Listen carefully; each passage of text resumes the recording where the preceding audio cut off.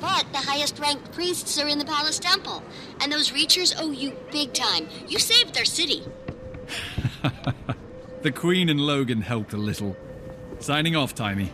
Talk soon.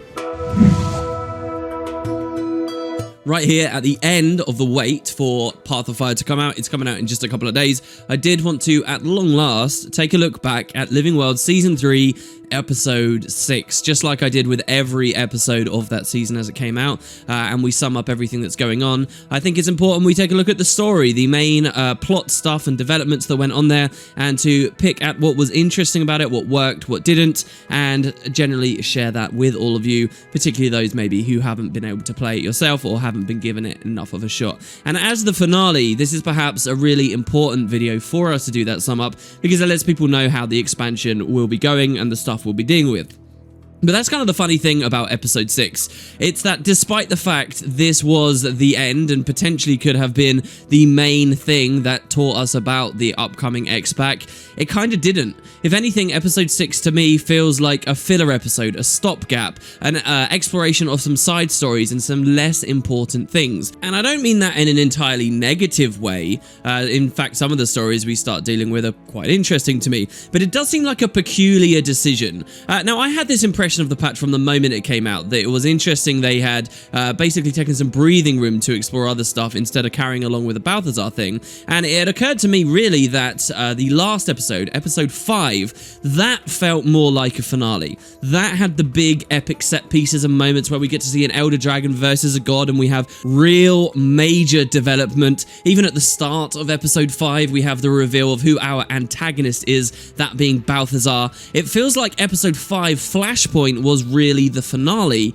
and episode 6 kind of just said, hey, here's some other stuff in the meantime, and okay, now finally we're going to do it. In fact, this is true to such an extent that if you look back at Flashpoint, all it would have taken is a single line of dialogue at the end of the final Flashpoint instance, in which we hear that Balthazar has decided to go for Kralkatorrik because his other primary targets are less accessible now, and then we could have wound straight into the expansion. We may not have had such a convincing, interesting vision cutscene, of which I've already done a video on, which is at the very end of episode 6 here, but that would have worked just as well, and the devs didn't do that. So this was my kind of interpretation. I had wondered why that was true. There have been, much more recently, just this week, some rumors going around as a result of the developer meet and greet that occurred in Germany, that informally the devs had said perhaps that episode 6 was unanticipated. Yeah, you heard me right. Episode 6 initially wasn't even on the plans,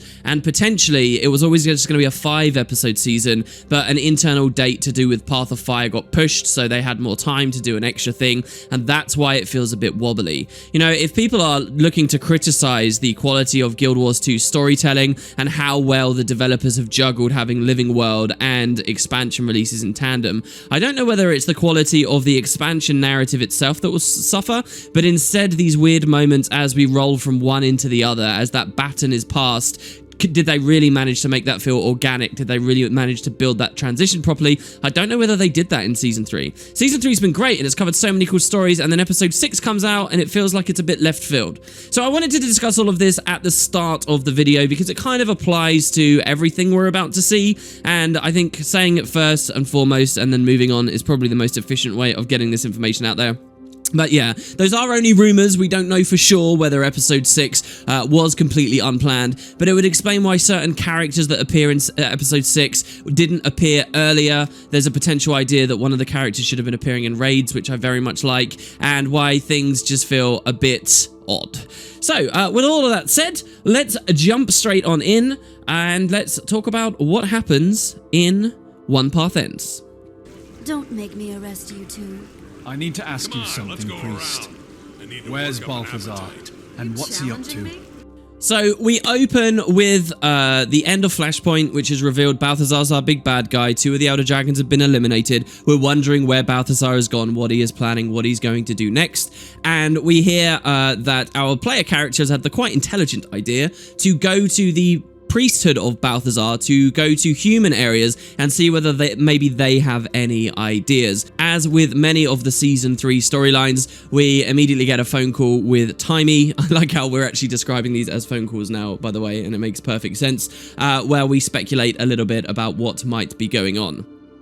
Now, one thing I think is a little unappreciated about the episode 6 story is the amount of human-specific dialogue you get here early on. I've spent a great deal of time praising the Head of the Snake release, which did a lot of stuff like that. Different dialogue based on if you'd finished a dungeon before or not, based on your race, based on your profession even. And I hope to see more of that, especially in Path of Fire 2, which is kind of what I'm expecting. But we're in many human-based stories, and playing as a human, they do tweak things. It's not that you'll get any major new revelation, but they have tailored things to suit your personality a bit more, and that is underappreciated, especially within this patch where later we'll make a big decision that doesn't seem to make sense for many of the races. This is kind of one of those situations where it's like if you do something right, people won't notice you've done anything at all. The dialogue just fits a bit better as a human, and you might not notice that they finesse things, but it just is to make things feel kind of natural. So we start off in this plaza. I love this plaza. This is a cool area of the game. Most people only come here to Zergin for a point of interest and then run away. As far as I'm aware, no story in Living World Seasons, no story in any expansions or the core game ever really took us to this plaza, despite how gorgeous it is. And if I was going to go to meet a priest of Balthazar, I would definitely be choosing this just because it is a nice location. They didn't even make use of this in the Head of the Snake patch, which was located very close to this in Divinity's Reach. So we get, first of all, to speak to a follower of Balthazar, and we hear that they've been inciting brawls all over the city. If I knew, do you think I'd be here? Take it outside. No, I'd be out there with him, drenched in my enemy's blood. The priest we meet here kind of reads just as a bit of a madman, a bit of a nutter, who's enjoying himself that Balthazar is back. So we see, just as Casimir and Marjorie are kind of at a crisis and a conflict of faith, we see, I think more broadly speaking, humanity is going to be in that position where many members of Balthazar's faction, if we will, actually quite like what's happening, and many others are scared. They don't know what's happening. Many of the NPCs you can speak to are asking questions the community are asking right now, which is very fun. So they're asking, hey, are the gods going to start appearing? What is Balthazar's motivation? Why is he here? And I like that the devs kind of lampshade that in-game so that we can see, you know, these are decent questions for us as a community to be asking too. All of that said, I don't know how much I like the way they treat this Balthazar guy. I like that the priests of Balthazar are on board with him. That's fun. But the idea that they're just lunatics that love chaos and war and conflict, and that he really doesn't care about all this murder and devastation, I think that kind of sucks. I've never really interpreted the followers of Balthazar to be like that. I think this patch has been a little bit revisionist in that respect. There's another moment later where they suggest that the followers of Balthazar have always been more troublesome than other followers, and I've never really got too much of that impression as a fan of the game before. That's not that they can't necessarily change things like this, but is it really that fun? Is everyone just crazy and in love of conflict? I would have liked them to have come from a more reasonable position, and it wouldn't have felt so much like a Saturday morning cartoon. But hey, I guess the advantage is we get these cool chicken noises to come from the guy. I bet you'd give me a run for my money, Countess. No sparring on palace grounds. Come with me, Commander. Which keeps things light-hearted, even if the story is trying to be serious and important right now.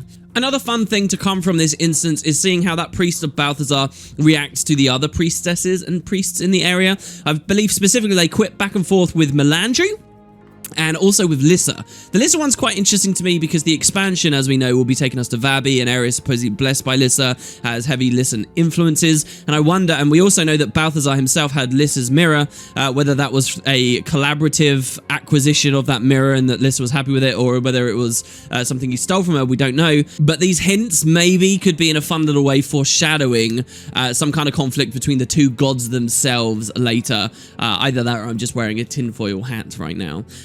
One thing that's quite interesting that I think a lot of people would have missed from this first instance, you get two opportunities to hear about it, is that now that Cordicus is gone, that's of course left a space for a new legate minister within Divinity's Reach, and that has become Minister Wee.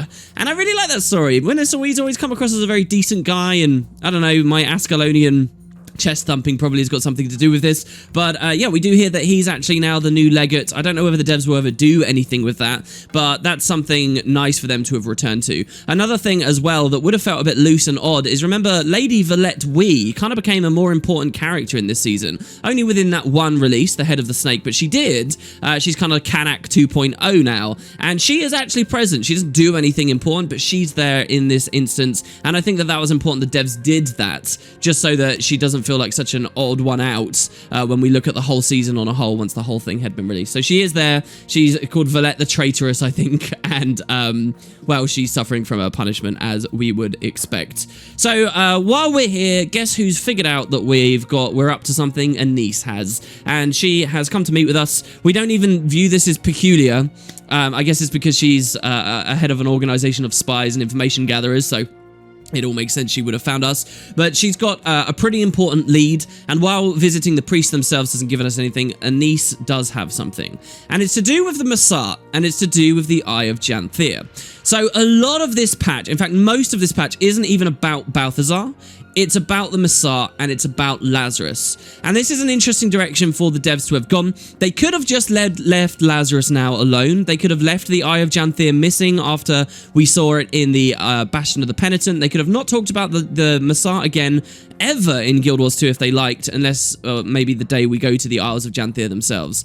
And I've always loved the Massat, and I think they're an interesting storyline, but I kind of think I would have been happy with that. I really thought there was some poetry, there was some magic, there's some beauty in the idea that all these people were fighting, so scared of the Massat returning, so scared of Lazarus and what he was capable of, and all this turmoil would happen 250 years after the guy's death. And there was something really fun about the idea that Lazarus himself had nothing to do with it in the end. It was all just Balthazar as an imposter. Lazarus, the Horcruxes do exist, and he could potentially be revived, but he hadn't been. It was no plan of Lazarus's. The White Mantle had utterly failed in their plans, and I think that does a lot to prop up the strength of the Massat and the fear of the Massat, and I think that mystery would have been fun to maintain. We never saw the real Lazarus in the end anyway. It was always just Balthazar pretending to be him. They could have left it. This patch, they didn't leave it. This patch, I think what the devs decided to do was to say, right, we're going to conclude this for good. We're going to conclude this. It almost reads like the developers in the writing room are saying to the community, all right, we're giving you a real finite end to the White Mantle and Massat story, and that's what we're dealing episode 6 with. So we now transition away from Balthazar, and we start talking about the Massat again. You might wonder, well, what about why? That's not important. We already saw in the Head of the Snake that the White Mantle had been knocked out, basically, and aren't much of a threat anymore. Lazarus was never doing anything. Why? How do they manage to finesse the story to bring it back to that stuff? And they do some interesting trickery for it. How well they accomplish it, I guess, is up to you guys to believe. But it all starts here with this conversation with Anise, who says this, that since the events of the Bastion of the Penitent, the Eye of Janthir has been spotted by presumably members of the Shining Blade, and it's on the move. It's been traveling. It's been doing things. And what it's doing is it's looking for Lazarus's Horcruxes, or aspects rather, as they call them in Guild Wars 2, and I should probably get used to actually calling them. So the Eye is moving around. This is obviously a bit of a threat to Kryta, because if it gathers them all up, it could revive a Massat and we'd be in trouble. So you might wonder what this has all got to do with Balthazar though, and our character openly wonders at that. And Anise responds that Balthazar has one of the aspects. So, we never heard about Balthazar ever claiming an aspect, but what this means is that if we can follow the Eye will eventually go to Balthazar, and then, you know, we can kill two birds with one stone. We can stop the Eye from getting a Horcrux, and we can, you know, take out Balthazar or plead with Balthazar or whatever. So that's how they end up tying it all in together. That means the Eye could lead me straight to him. Have I mentioned that smart looks good on you? The problem with this, unfortunately, is we never really heard when Balthazar got an aspect, and they're not clear enough as to why Balthazar would have an aspect. We can rationalize it, and there's a pretty good rationalization, and that is that if you are Balthazar, and you are pretending to be Lazarus, the worst thing in the world to happen to you would be that the real Lazarus is summoned somehow, and then people realize, because there's 2 Lazaruses, people realize one of them's got to be fake. So to prevent that from happening, once Balthazar starts masquerading as Lazarus, he sneakily manages to grab one of the aspects and he goes off to hide it somewhere he hopes no one will ever get it, and then he can never be revealed as the fraud he is, which is a great plan from Balthazar there. Explains why he has the aspect. We have to rationalize that ourselves, but I think it works. Poor Balthazar, little did he know that Timey would magic up some mirrors that would undermine all of his plans anyway. But there you go. So Balthazar has an aspect, and this is presumably why he has one. It could have been explained in an earlier patch, and I think I would have quite liked that. You might be wondering at this point too then, what about all the other aspects? What's going on? So it's already quite complicated to understand, because if you remember, the White Mantle had all of them, but then Caudicus got one of them swapped, and Caudicus had one of them, and then the White Mantle performed the summoning without realizing that, so then only Caudicus, who'd made the swap, knew, and then it's even further muddied because of some journals we read in Bloodstone Fen from a character called Justicar Bauer, and there's a theory that Bauer was Balthazar before he even became Lazarus, because he had to masquerade as someone at that point in the first place, which is all very fun to get into. You know, it's quite complicated. You might be wondering, where are the aspects right now? And so the story goes, this also appears off screen, the story goes that after Lazarus was revived, the White Mantle grabbed as many as possible and scattered them. But Balthazar got one as well and hid his in his specific place. So the Eye has been traveling around getting all of those aspects, and the Shining Blade have been tracking it, and one specific member of the Shining Blade's been tracking it and gathering them up. That specific member of the Shining Blade is who most of this patch revolves around. Anise says this very simply: you go to my Shining Blade agent, the Shining Blade agent will take you to the Eye will take you to Balthazar and the final aspect, and then there you go. We eliminate this threat, and we've got Balthazar in our pockets as well. Boom. That is the setup. That is the contrived pretense for why this patch happens, and we go for one path that ends. So the first job is to meet up with this Shining Blade member that is currently stalking in a White Mantle hideout in Brisban Wildlands, and that's going to be the second instance of the story, and we move on. There are some extra random bits of dialogue in this instance for what it's worth. There's a very cool conversation where you can talk about the avatars of the gods and the fact that our eyes are supposed to like melt when we see them. Again, the devs, the game itself actually talking about the things that the community has been asking, and an NPC in-game speculates that maybe it's because Balthazar's been depowered. I think that's very important. That was clear to me in Flashpoint. If you remember when Flashpoint came out, lots of people were saying, why aren't our eyes melting? Because they don't appreciate that Balthazar is depowered. He's not a full god. Even after absorbing a bloodstone, he is not a full god, and it's certainly not to the level where it's like looking at the sun and we lose our eyes or whatever. They also quite explicitly there point out that the avatars probably only exist to stop that from happening, which some people in the lore scene had contended in the past, but was a pretty obvious conclusion to come to. Another truly excellent thing you can read about in this instance is an explicit mention in-game that we don't know what Balthazar is trying to do, and this is very good because that's Path of Fire's job to answer. I will guarantee that a lot of people listening to me right now try and unpack what's going on with the Guild Wars 2 story right now. They're feeling a bit lost. They're feeling like there's a lot of mystery, there's a lot of holes. That's okay. We're supposed to enjoy those holes and those gaps and those mysteries right now. There is a great deal of uncertainty, and when the devs put in game, you know, an opportunity for our player character to express that uncertainty, it makes everyone realize we are on the same page. There are certain stories that it's okay you don't have the full picture yet, and that's one of them that we're in right now. So yeah, there you go. That's the first instance. Let's move on to Brisban Wildlands and the second. So they do a patch where we get to go to Brisban. For all of this season, whenever we've had the idea of extra maps coming up, I have put it on the table that we could get a map that exists north of Brisban Wildlands. In Brisban Wildlands, there is a portal to a suggested map at the north beyond a broken bandit bridge. And we know that the bandits of that area are probably affiliated with the White Mantle, so it's always seemed like a great thing to go to with the White Mantle coming into the story. So in this patch, we get to go back to Brisban, and we go to a new area of the world. So is it north of the Brisban Bridge? No, it's not. I can't help but feel like the devs have to have been teasing deliberately on this. We don't go north of the bridge. Instead, we're sort of to the east and then north. And so we do actually go to a special made little instance area that we've never seen before. I really am satisfied by this, and I think it's one thing that One Path Ends has done incredibly well. For whatever might be weird and holy and gappy with the story, I think everything about the actual instances is incredibly well built. The encounters we have, the puzzles we do, all of that stuff's it's had a lot of detail on it.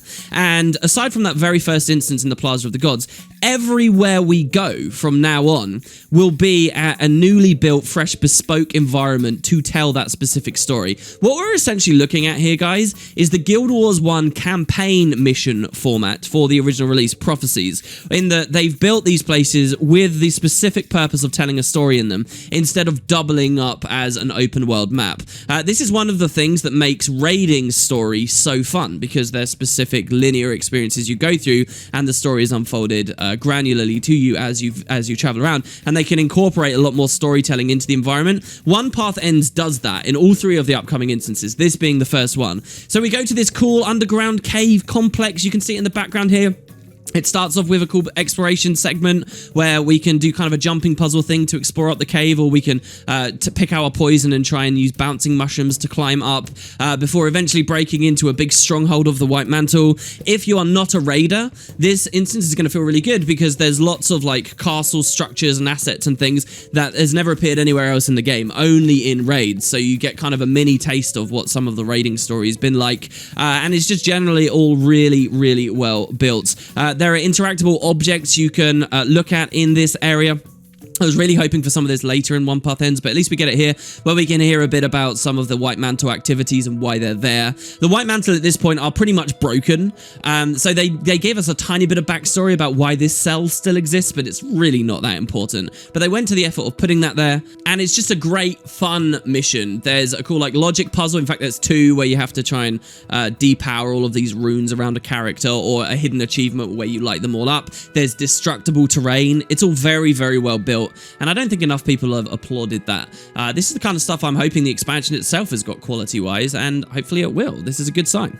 I will add at this point, some people might contest all of this and say, no, the bosses are too easy, there's not enough going on, and I think we will always get that. There's an inevitable problem with core story in Guild Wars 2, I feel the need to explain to people, when it comes to gameplay mechanics, and that is the vast difference in skill level of different players, but also builds. So the better you are at Guild Wars 2, it doesn't just mean you know how to dodge better and watch animations and stuff, it generally means you play stronger builds, you've got better gear and so on. There's a wild difference in Guild Wars 2, your average Guild Wars 2 player at the moment, of someone who really knows how to play and someone who plays incredibly casually. And the difference specifically when it comes to running a weird ad hoc build that's not very good or a very powerful one means that most veteran players who really spend a lot of time with the game will breeze through this stuff, and they might want more interesting boss fights and more engaging content, but they probably never get it in core story, because to give it to those players is to completely eliminate the possibility for a vast number of other people in the game to be able to complete that stuff. The solution to this is really to go back to the drawing board and help to teach everyone how Guild Wars 2 works and to encourage them to change builds and stuff and learn more, but that's not an easy thing to solve. As Guild Wars 2 stands off today, where there's wildly different skill levels in people, it's just going to be par for the course that if you're any kind of experienced player, you're not going to get great boss fights in story unless you're doing some kind of optional achievement or you look for it in an actual area of endgame like fractals and raiding and stuff. That's just kind of the way that has to go. All of that said, there's interesting mechanics. There's called break bar phases. There's bullet hell style things in these boss fights, and I think that the devs did really well. And like I said, it's well built. As for the story, when we enter this area, we find a trail of bodies. And so this is a sign to us that the Shining Blade agent we're going for is powerful, is capable, is talented. And they've been slaughtering these mantle as they travel in ahead of us.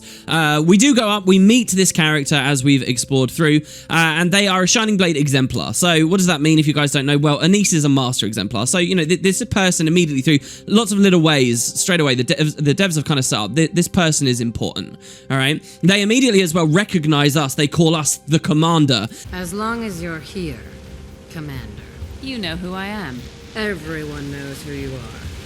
You notice those glyphs? They seem to react to bloodstone.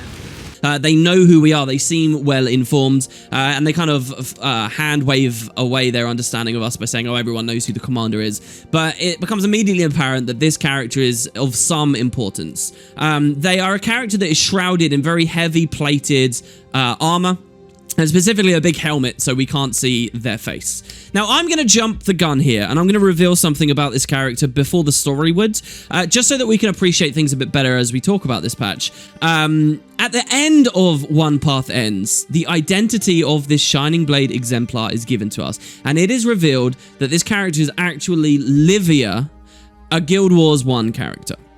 So, this is actually something we guessed by complete coincidence, really. The reasoning that led me to guess it in a trailer video before this patch came out had nothing to do with the real reasons why Livia's in the patch, but we did manage to guess it. Livia is returning finally into Guild Wars 2. This is a fairly big moment because this character coming back to the story has been teased ever since Eye of the North, and it's been teased in one of the novels, the third of the novels to be released, The Sea of Sorrows. So I want to talk about the fact that this is Livia now instead of doing a big twist reveal at the end, because again, we'll get to appreciate it a bit better. But there's a lot to discuss, okay? So first of all, how they hint at it is very fun. We have lots of little teases, like she's quite old, and obviously she's been demonstrated to be quite powerful.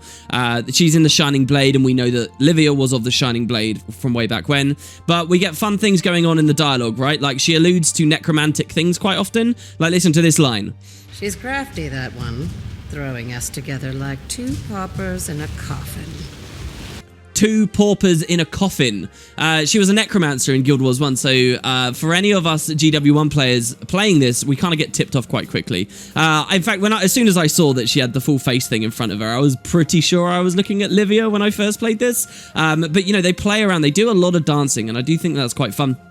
She uses some Guild Wars 1 skills as well, which draws reference directly to the first game, as if begging the player base to notice. So she casts this ability called Fragility. Fragility was a Mesmer skill in Guild Wars 1, but it was best in a Necromancer, with Necromancer as either the primary or the secondary class. You would use it with like a Virulent Signet, I think it was, like a spike build. It was a very fun Mesmer ability build that you could run in random arenas. But you'd see her using Fragility, and that's a cool callback back to the first game. It even functions exactly the same as Fragility did in the first game.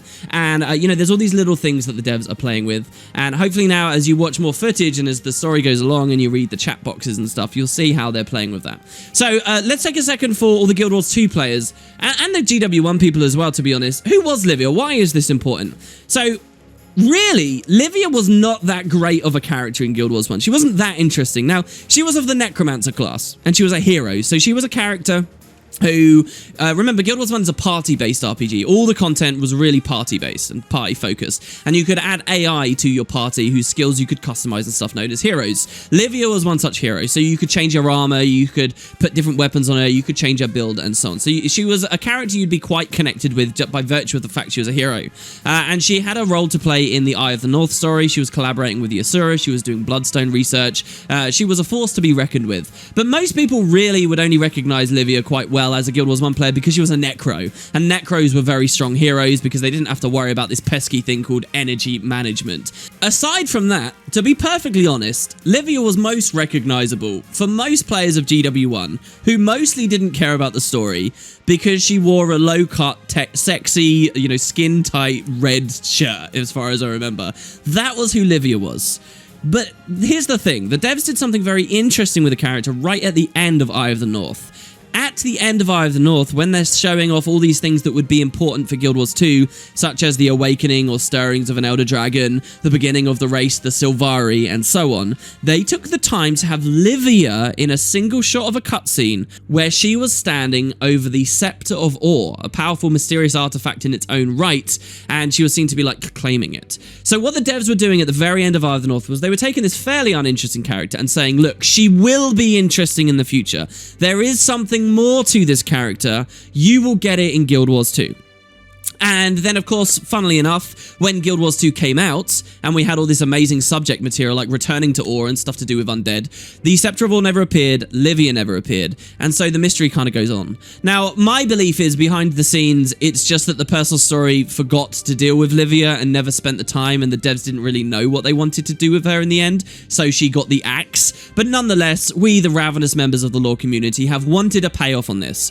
Things were made even worse, if you will, when the third novel came out, and Livia was hinted at there to have been blessed with long life. Why did she have long life? What is this role she had to play? So one thing I think people are misinterpreting with this patch is they think that when Livia comes back in One Path Ends, that's supposed to be some kind of reward in and of itself. That she was such a great character, we should all be geeking out just because she's here and nothing else. That's not really true. There's nothing that great about Livia. What's great about Livia is the potential that something should be coming. And that's something that I think I understand about this patch that a lot of other people have been struggling with, and that's that this is the start of a story.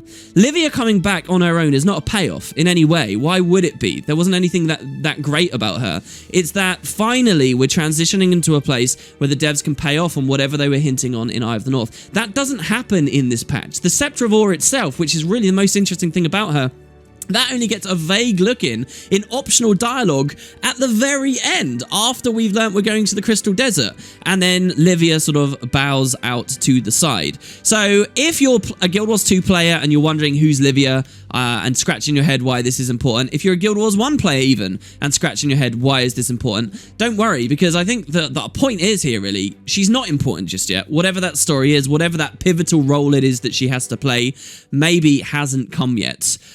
Or if it has, and the devs really think that this that happened in One Path Ends is a big payoff on her, that would kind of suck. But we have some evidence that that's not the case, which we will get to in just a second. So there you go, that's who Livia is. For most of our purposes, she's just someone that helps us in this patch right now, and we'll see what more she has to do as time goes forward. So moving on with the story, we travel around this base, depowering wards, opening doors, fighting things, and generally hunting for the Eye of Janthea together. The two characters quip together a lot. I think there's a lot of bathos, I think there's a lot of lightheartedness, I think there's a lot of jokiness that is starting to wear on the community at this point with Living World patches, and I'd agree with that. I think you can't go from Flashpoint, which is all about, oh my god, this is big, this is important, this is terrible, and to the start of Path of Fire, where we're watching the Forged mercilessly slaughter innocent civilians, and have in the middle of those two story beats a super lighthearted patch where people are just quipping back and forward even though they don't really know one another. I don't think that works very well, but that is the tone of a lot of the Guild Wars 2 storytelling. We all know it,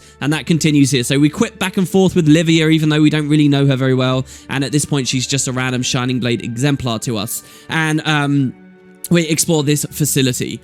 I noticed them doing some other fun things here that they did in the Living World Season 2 finale. If you recall there, we have a moment where we're being defended, by Destiny's Edge 2.0 as we open a door, and they reversed that for this patch, this finale in Season 3, where Livia needs the defense as she opens the door, but she goes up to it and she thinks it's going to take a long time, but then it just instantly opens. I like moments like that where there's a certain expectation that the game will act one way and then they act in a different, and finally, we get something that's really cool, actually. And I think, genuinely, with the whole patch said and done, what happens next in this instance is probably the most interesting thing of all.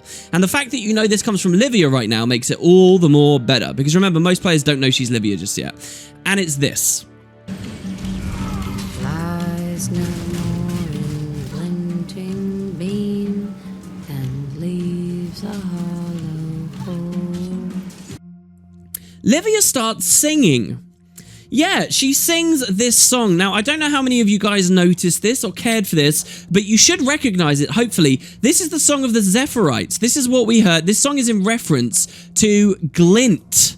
And it's very curious that they would have this character specifically sing this song. So a second ago I mentioned, Livia's probably got more things to come. Well, I think this is the hint at it. Why she would be singing this song is very peculiar, very strange. We've never really got any background as to why this would be going on. Is this a suggestion that Livia in the intervening 250 years had met with Glint, that she had some association with the Zephyrites themselves? Did she have a hand in establishing the Exalted, perhaps? She's got some extra stake in the upcoming Crystal Desert story that we don't know, perhaps? Considering that we are about to deal with the Branded and we're about to deal with Kraukatoric and go back to Glint's lair and potentially meet the first Scion and so forth, that's all really fun. In fact, Livia, as a hero, as a member of the Eye of the North campaign, could feasibly have been there when we met the first Scion in the first game, and that could explain a lot of what she's been doing in the past 250 years. So the fact that the devs had her sing this is the real mind blow of the entire episode for me.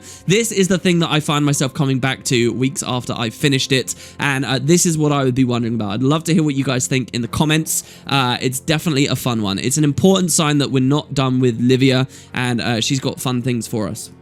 So, at the end of the instance, we do indeed find the Eye. We have a big fight with the White Mantle boss there. This is where we get some interesting break bar phasing. We get a fun puzzle to do again. But before we're able to latch onto it or whatever, it quickly moves on and we lose sight of it. So, the plan is still the same. We want to follow, we want to track the Eye, and then get to Balthazar from that. But there's a question of where exactly did it go. Now, the most obvious thing for our characters to do at this point would be to pursue that Eye straight away, because getting to Balthazar is paramount. That's the really important thing. If Flashpoint did anything, it was supposed to set up that that's the main thing. But we don't do that. We instead return to Divinity's Reach, and we decide that we're going to learn a little bit more about the Shining Blade. Now, this is because the Exemplar, Livia, has refused to tell us why she and the Shining Blade are so interested in the Horcruxes. Now, the most logical thing to do, potentially, would be just to take these aspects and hide them away. Now, they continue to exist, obviously. Maybe try to destroy them in your own way, but hide them away so that no one can ever get access to them. And in this way, you can ensure Lazarus will never return. As long as the Shining Blade has control of one of those aspects, you've eliminated the threat. That seems to make the most sense, and our player character alludes to that. But when we say this, the Exemplar says, no, that's not what I'm going to do with them. And that's quite curious, isn't it? If that's not what they're going to do, then what could the Exemplar want with it? And the Exemplar refuses to divulge that information. The developers now introduce a new idea amongst the Shining Blade, and a kind of interesting story point. It's a question of an oath. The Exemplar explains that they're under oath, they're under a deadly, dangerous oath. They literally cannot tell us what their plan for the aspects is, and there's nothing that can be done. So we say, well, okay, we'll go to Anise instead. This sounds dodgy. We're going to let Anise know. And the Exemplar says, okay, I will come with you. How about we all meet up back in Divinity's Reach? And so instead of pursuing the Eye, the story then throws a bit of a curveball at us, and we go to get a lot of Shining Blade lore, and we get some new stuff there. A lot of people have had problems with this release, and I think most of it has centered around this specific story beat. Our return to Divinity's Reach when there's probably better things to be doing, and what we do when we get there.